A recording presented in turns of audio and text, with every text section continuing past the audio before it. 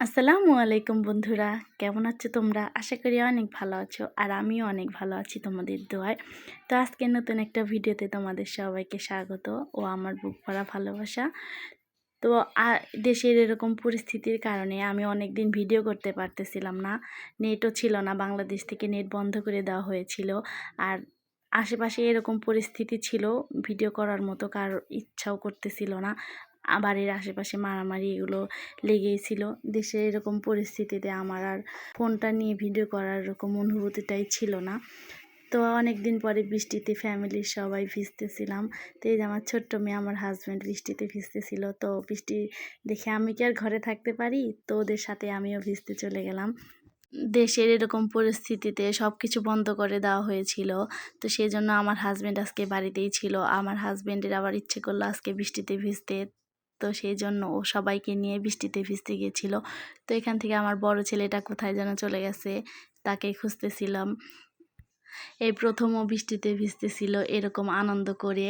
তো ওকে এর আগে তো কখনোই বৃষ্টিতে ভেজাচ্ছিলাম না। ওর আব্বু জোর করে ওকে বৃষ্টিতে নামাই দিছে। আমি বারবার নিষেধ করলাম যে না, ওর ঠান্ডা লেগে যাবে, ওর একটুতেই ঠান্ডা লেগে যায়।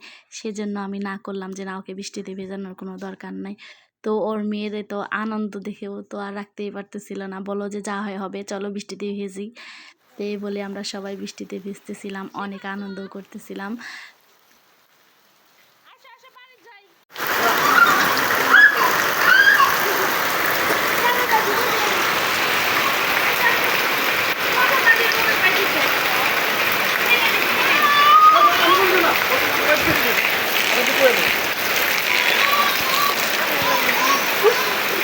এভাবে পানিলে খাবে।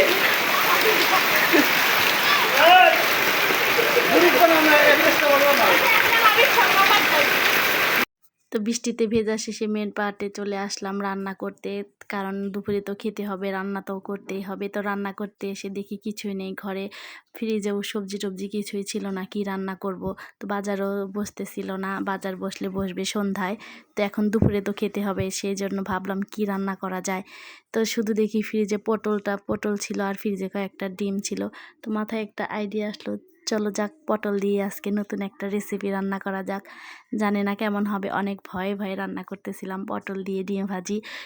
তো মাশাআল্লাহ অনেক ভালোই ছিল, খেতে অনেক মজা হয়েছিল। এরকম করে যে ভাজলে মজা লাগবে সেটা তো আমি ভাবতেই পারিনি। তো নতুন একটা জিনিস রান্না করে খেলাম, তো অনেক ভালো লাগছে। ভাজিটা এত মজা হয়েছিল, তো আমার ছেলে বলল তো ওকে যেন আবার এই ভাজিটা করে দেই। ভাজিটা ডিম দেওয়ার কারণে অনেক টেস্টি হয়েছিল। ভাজিতে ডিমটা একটু কম হয়ে গেছিলো, তো প্রথম তো বুঝতে পারিনি। তো এরপরে যখন করব ডিম 2টা দিব, কারণ ডিমটা বেশি হয়েছিল, সেই জন্যই আমার ছেলের অনেক পছন্দ হয়েছিল।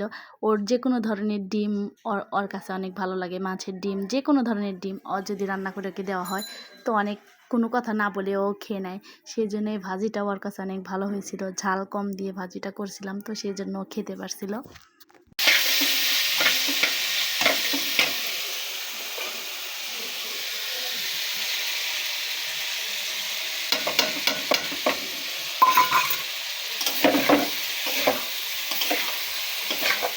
দুপুরের খাওয়া শেষে বিকেলে সবাই যখন বসে আড্ডা দিচ্ছিলাম, তখন আমার মেয়ে টিভিতে গান শুনে মনের আনন্দে নাচা শুরু করে দিল। তো আজকের ভিডিওটা এই পর্যন্তই। যদি আজকের ভিডিওটার কোনো অংশ আপনাদের কাছে ভালো লেগে থাকে, প্লিজ আমার চ্যানেলটাকে সাবস্ক্রাইব করে দেবেন, পাশে থাকা বেল আইকনটি প্রেস করে দিবেন, লাইক কমেন্ট শেয়ার অবশ্যই করে যাবেন, ভুলবেন না কিন্তু। আর আমার পরিবারের কোনো সদস্যর ব্যাপারে আপনাদের জন্য কোনো প্রশ্ন থাকে, প্লিজ কমেন্ট করে অবশ্যই বলবেন, আমি কমেন্টসের উত্তর দিয়ে দেব।